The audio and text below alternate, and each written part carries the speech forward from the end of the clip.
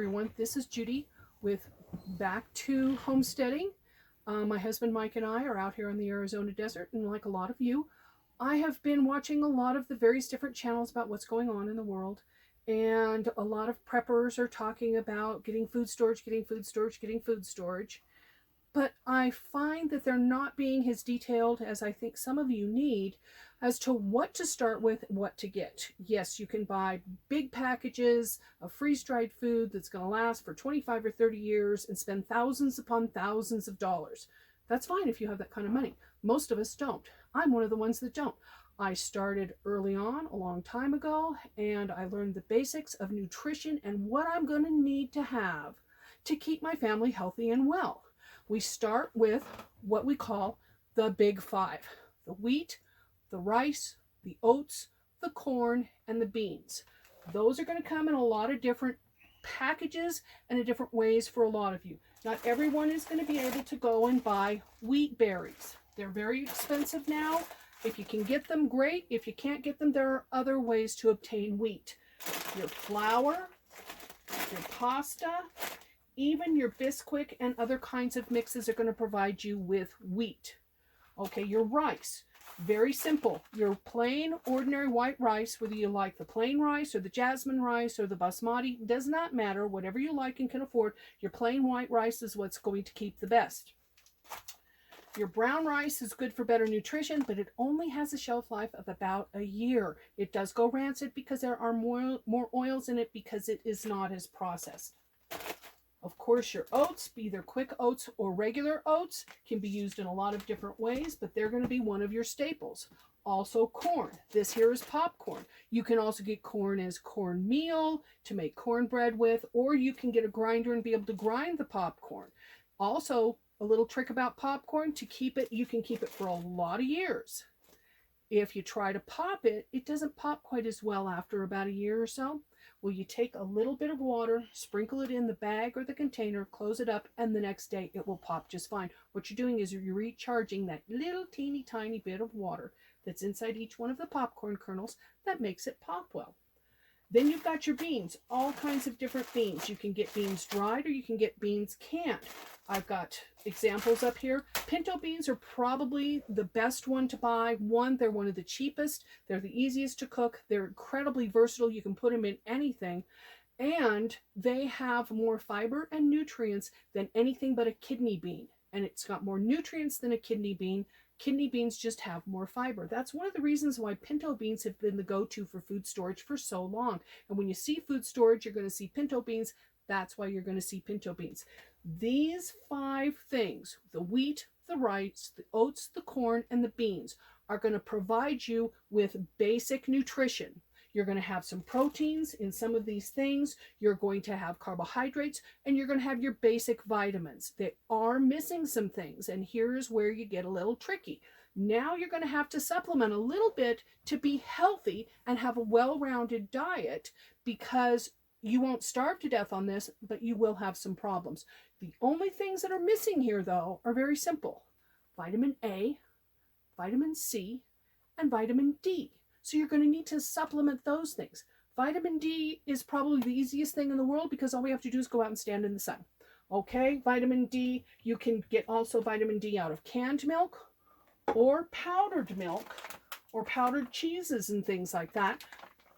But the best way to do it is just go get out in the sun. You can use those things and store them. They are a little more spendy, they're a little more expensive, but a little bit does go a long way, especially when you're incorporating it into the baking products and the things that you're going to be doing with your big five. Vitamin C, also one that's kind of easy for us. We remember that, we know that. There's our fruits and a lot of our vegetables. You've got apples for vitamin C. You've got any kind of your juices and stuff like that. But another thing you're going to want to do is you're going to want to look for things that have dual purposes. Some of the canned fruits have both vitamin A and vitamin C in them. And these are the ones you're going to want to look for and put in first. Your peaches, your apricots. Those are going to be the ones that you're going to try to put in first because it's got both, and they're very, very well acceptable things. You've got your pineapple juice, has vitamin C in it, both the fruit and the juice. One of the tricks with that is it's also got vitamin K in it, which you're going to need for healing processes and help keep you healthy. They're very, very good to put in. So if you're going to be spending money, don't go buy things like, pear juice and some of these other things. Hit your pineapple juice first, applesauce, your peaches, and your apricots. That's where you're going to want to spend your money first. You can get variety later, but these things are going to keep you in some of the basic things that you're going to need to cover both vitamin A and vitamin C. Another way for vitamin A is your orange vegetables, your pumpkin, your carrots. Those are two of the things that you're going to start with first. We all love pumpkin pie. We can make pumpkin bread. Even your sweet potatoes. If you can't find pumpkin, this last Thanksgiving, I couldn't find canned pumpkin anywhere. And this was way back in the storage, so by the time I needed pumpkin, I needed to find another way. So what we got the canned sweet potatoes. Oh no, actually I didn't get canned sweet potatoes. I got fresh sweet potatoes and I cooked them down and I made sweet potato pie. It was delicious. Tasted just like the pumpkin, was absolutely wonderful, and we'll talk about sweet potatoes on another video upcoming. One of my new favorites.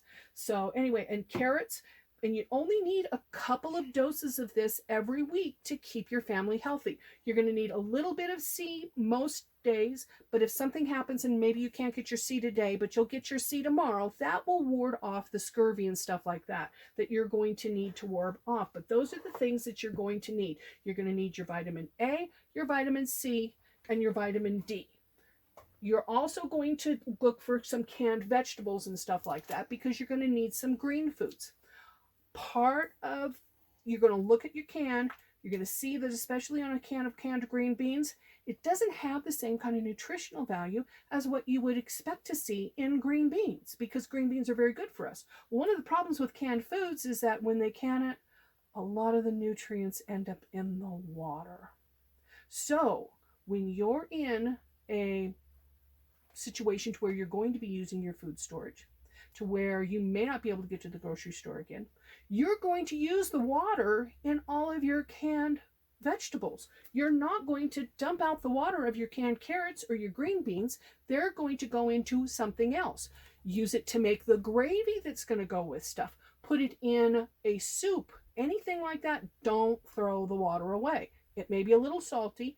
If you don't like to have more salt in your diet, go ahead with the no salt varieties, but the nutrition is mostly in the water of your canned foods. So you're going to absolutely make sure that you keep some of those because of that. And you're going to use things a little differently, and you're going to think things a little differently, because what you've got to do is this is going to take care of calories and base nutrition, but you've got to collect some other nutritions to give to your family out of what you got. You're going to stop throwing the nutrition in a can of green beans down the tube, down the drain when you're done with it. Another good way to store beans so that you don't have to cook them or process them or anything like that is in the cans. They're not terribly expensive. You can get a wide variety of them, big cans, small cans. They come in all kinds of sizes and stuff, but get canned beans to put away too. That's a real good way of taking care of both the fact that you're not going to need so much water to process them, and you've got the nutrition and the protein in the beans. You're going to need some proteins. That's what you're going to need to have. You're going to need some canned meats. Everything from tuna to, yes, one of my favorites is Spam or turkey Spam. But you're also going to need things like your chicken, and you're going to need, sorry about the reach, folks. You're going to need beef, but any things like this, that can be a whole meal for a family. That can stretch out to be a whole meal for a family, because when you put it together with some of the proteins that are over here, beans or rice or oats or anything like that, or a little bit of wheat or something like that, pastas, you're going to have the little bit of protein in here, more protein in here. You're going to need 2 ounces of protein per person to keep them going. We eat a very high protein diet here in America because we're very blessed with being able to do that. But when we're not able to do that, we need to maybe cut down our protein, add more of these things, and make sure that we supplement with some of our other more nutrient dense kinds of foods that have what we need. This is the basics: the wheat, the rice, the oats, the corn, the beans, and then this is what we fill in with the vitamin A, the vitamin C, and the vitamin D. We've also got a few things here. You're going to need some oils. Peanut butter is a good way of sourcing oils, and it keeps for a nice amount of time. You're also going to want maybe some honey to put away, a little bit to sweeten things like your oatmeal, some brown sugar, some regular sugar, those kinds of things. But that's entirely up to you, your diet, and what your family eats. Some people say, oh, don't buy anything that your family's not going to eat. Well, if you have a fairly picky family right now, you're going to have to change that as time goes on. Get the things that are nutrient dense, get the things that you need, then fill in with the things that they like more. Because if you know that nobody in your family is going to eat green beans, well, they won't until they're very hungry. And they may get very hungry.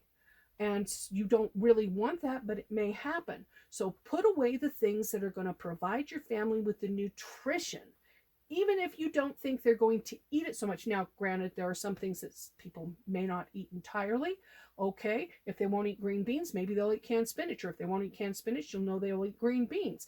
Or they'll eat lima beans, or they'll eat something else like that. Or peas. Some kids love peas and carrots, things like that. Put those things away too, but start with the things that are going to give your family the nutrition that it's going to need to stay alive and to stay healthy during times when you might not be able to go and supplement it with whatever you can find in the grocery store or the farmer's market or what you can grow yourself. Because if you have to resort to some of these kinds of things, most of us are going to be trying to grow it ourselves. And one of the problems with that is that a lot of you don't have the time or the space or the ability to grow a big garden right now. Maybe you can do a little bit, but you can't do enough to provide enough actual thick calorie nutrition food to last for the year, for a year or more while you're learning how to do this. But that's why they say a year, because that gives you the time from when you can't do anything to learn how to do it yourself. So start with the basics: the wheat, the rice, the oats, the corn, the beans, your vitamin A, your vitamin C, and your vitamin D. A few other things to go along with it, like the oils and a little bit of honey and peanut butter and things like that. And start from this. This is how to basically get yourself started at a Walmart or Safeway or Aldi or wherever you normally grocery shop. And this isn't going to cost you thousands upon thousands of dollars to start putting away the proper nutrition that you're going to need to keep your family alive when you have a situation that you can't go back to those grocery stores anymore. So thank you so much for listening today. I hope you found this informative and helpful, and it will help you go get started. It's easy and it's quick, and it's not going to cost you thousands and thousands of dollars. You can store it in your pantry. You can store it in boxes underneath your kids' beds. You can store it back in closets. If you're lucky enough to have a root cellar, well, you know where all of that's going to go. But it stores easy, and you can rotate it into your food every day.